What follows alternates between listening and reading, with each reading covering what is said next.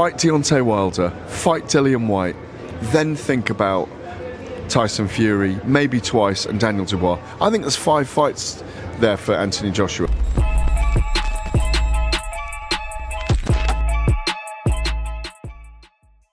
Pro boxing fans, we are here in Riyadh. It is fight week for one of the most anticipated fights for many years.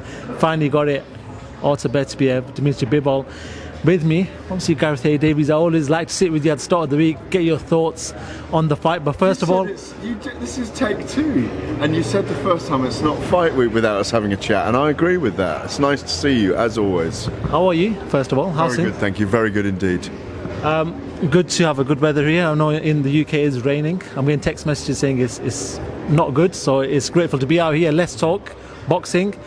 You've got a destructive fighter, somebody who cuts off the ring really well in Artur Beterbiev, and you've got a tactician, a mover, somebody who's fluid in Dmitry Bivol. Gareth, just give me your thoughts on this fight. How do you see this one, not even playing out, but what do you make of both fighters leading up to this fight? It could really go any way, and I've gone back and forth so many times, and one of the big things I'm taking away at the moment is how good Bivol looked against Saul Canelo Alvarez. Now I know Beterbiev is much tighter when he throws punches, and he throws them in threshing masses, if I can say that.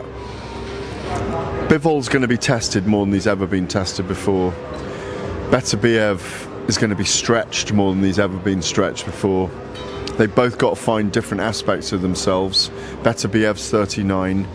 The bookies have even changed them as favourites. I think Bivol's gone into being more of a favourite, whereas it was Beterbiev initially. 20 fights, 20 wins, 20 knockouts, incredible records. Both on the Soviet team together years ago, both on the Russian team as amateurs.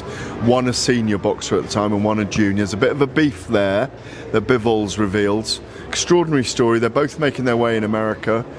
They're both part of this Riyadh season. It's great to be at Riyadh season, by the way. It's a year since we've been coming for Riyadh season. A year since Tyson Fury and Francis Ngannou. 2 years to the day today that we thought we were going to fight. We'll see the fight between Conor Benn and Chris Eubank Jr., by the way, 8th of October 2022. So it's an amazing fight. It's brilliant that our sport, boxing, opens Riyadh season again, and it's been underwritten and underpinned by this Saudi investment, which we've got to be, I think, grateful as a sport to, and the boxers, to the Minister Turki Al Sheikh. Let's break this fight down a little bit more. Obviously, with this fight, this is a fight that, like you said, Turki Al Sheikh's been calling for a long time. It was unlucky that we didn't get to see it earlier when it was a 5v5, but we know Artur Beterbiev. It was delayed. Yeah, it was delayed. Yeah. So let's talk about this fight now. We look at the last couple of fights post the Canelo fight from Bivol, and people will say, and there's a notion there, they're saying, listen, maybe he doesn't wake up for fights that are meaningless for him. Maybe he just needs to get that win and move on to the undisputed. Do you feel like we're still going to see that Bivol that fought to the highest of level against Canelo them a couple of years ago? Yeah, I think he can get frustrated with himself. We saw it in the Lyndon Arthur fight when he couldn't break Lyndon down enough, and Lyndon's a very tough customer, a very tough cookie. Look what he did for 12 rounds against Anthony Yarde, a big puncher, who gave Beterbiev some problems. So there's lots of, you can make those diagram comparisons, if you like, those Venn diagrams that work where they overlap. I think Bivol is going to have to be slightly different in this contest, only in terms of where he pushes Beterbiev, that he doesn't go to war with him, that he boxes him, that he wins the rounds, that he wins a round at a time. The danger is that Beterbiev will come into the fight late and attack. But it's a phenomenal contest in so many ways. So many things can go for either man in this fight. I'm not joking. For months I've gone back and forth. Once the fight was signed, I had so many chats with people, so many thoughts about how they move and fight. Even in the last 24 hours I've changed my mind.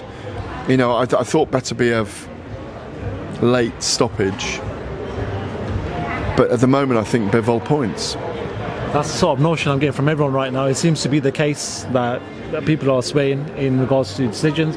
On the other hand, Artur Beterbiev, seems to be impressing.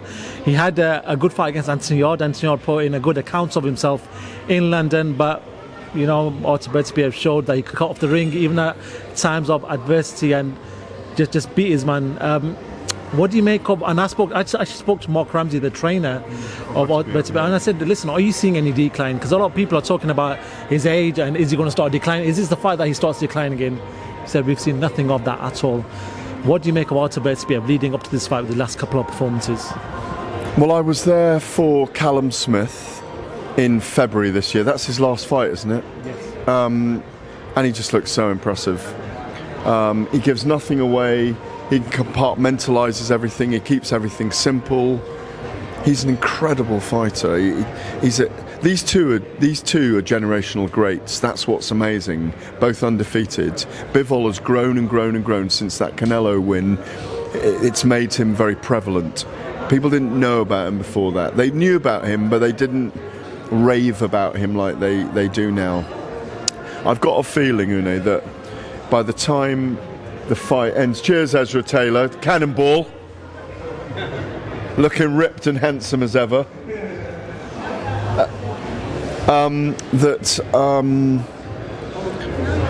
we may not be surprised by the outcome either way. Beterbiev might go in there and beat Bivol up, and we go, yeah, should have seen that, the way he throws punches. We might see Bivol go in there and completely outbox and befuddle Beterbiev, that he can't find a way through that 1-2 movement, jab movement, where he controls the brain of Beterbiev, where he doesn't shift the pattern of the fight. In the fights that we've seen Beterbiev, I think he likes a war. I think that's what's naturally in him. Dropped by Callum Johnson, gets up, he goes to war. Anthony Yarde, tough time in rounds 5 and 6, comes back, goes to war. He's got real power, he's got real conviction about when he attacks.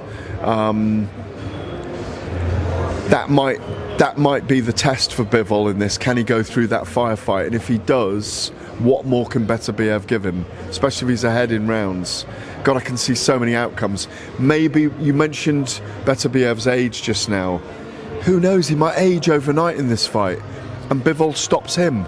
It might be a really close contest where we need to see another 12 rounds and they go into round 13. I haven't heard about a rematch clause. We haven't spoken about it with them yet, but it would not surprise me if the belts fracture and they fight each other a second time, because why wouldn't they do that? If this is an amazing fight, we'll want to see it again. If it's controversial, if it's split, I cannot pick a clear route to one or the other's victory, because there are so many things you put together that these two men bring with them. The fact they were on the Russian team together, one as a junior and one as a senior, there's that slight narrative where Bivol's saying, yeah, he never really spoke to me, he kind of looked down on me, I think. Just maybe that's giving Bivol something. Neither of them give anything away. Nothing in the build-up. The interesting thing was, I spoke to Mark just a while ago, and I said to him, look, this Soviet style, a lot's been made about Bivol, because we've never really got to see too much of it. It's not like we've been in the gyms in Russia where they're teaching sort of style. And I go, what does Artur think of it? And he goes, listen, Artur said he's seen this style so much and he's trained with it so much that he's used to it. So there's nothing new for him.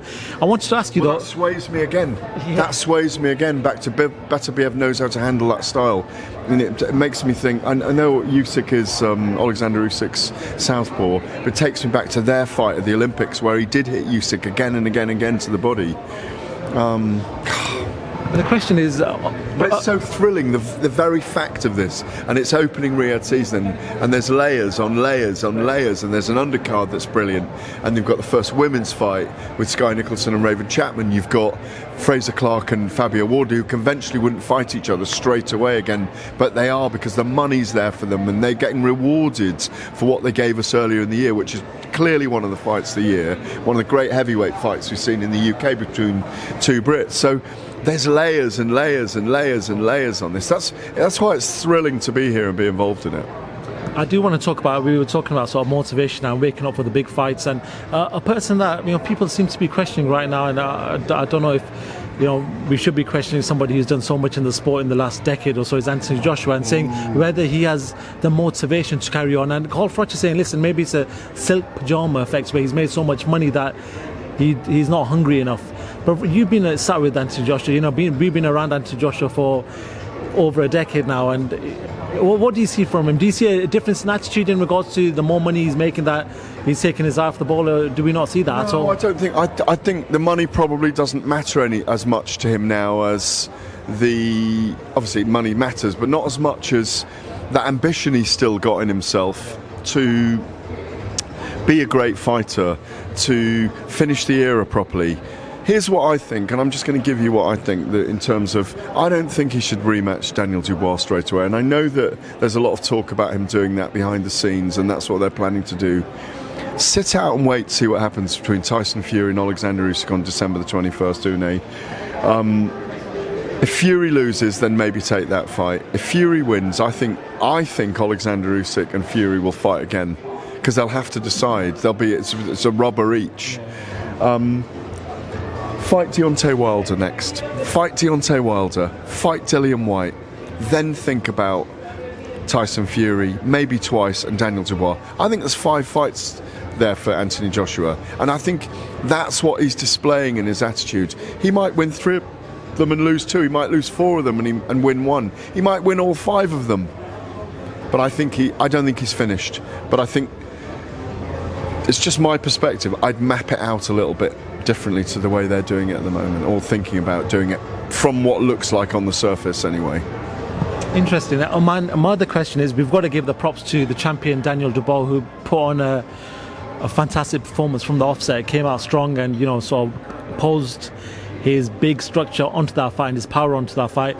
I want to ask you though, with what we've seen from Daniel in the past, is this a different Daniel from what we've seen post the Usyk fight?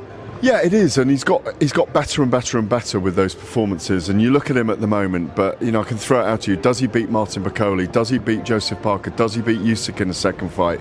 Does he beat Tyson Fury if he fights Tyson Fury? Does he beat Anthony Joshua a second time? You might say yes, yes, yes, no, no, no to some of those. So he's clearly come into his own. He's clearly looked better and better in his last 3 performances, certainly. And I think he learnt from the Oleksandr Usyk fight. And he's going to have his time now. He's going to make a lot of money. He could be the king of the division in a year's time. But I'd like to see him fight Joseph Parker. There's definitely merit in, if Tyson Fury loses to Oleksandr Usyk, I think he deserves a rematch. And then maybe we get Fury against Joshua.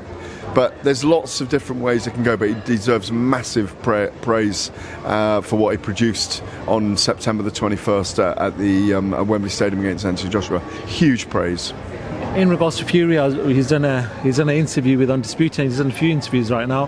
And one thing he did mention, which I found fascinating, was that he was talking about his camp in the last fight, and he said that there was times where they couldn't do a certain amount of sparring because of that cut. They didn't want to open it up because the payday was so big. Because this time around, we're not going to have that.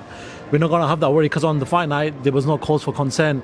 This time around, then, taking that into consideration, do you feel like we'll get maybe a different Tyson? Well, he's talking about being sharper this time, isn't he? And he's sharpening himself in sparring, and they couldn't spar in the same way and come in the same way.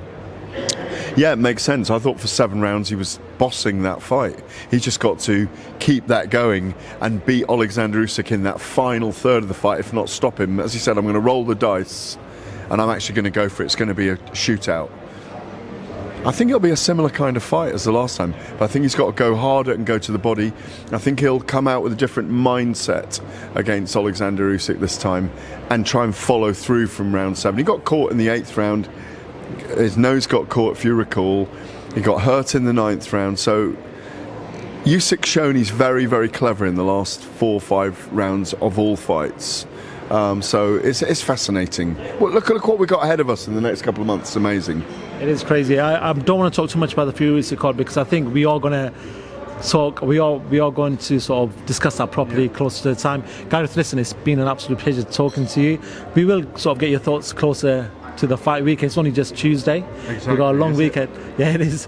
So listen, thank you so much. Is there anything you want to say before we call this a day? Just great to be here with you. Peace out. So, man, Gareth A Davies, appreciate your time as always.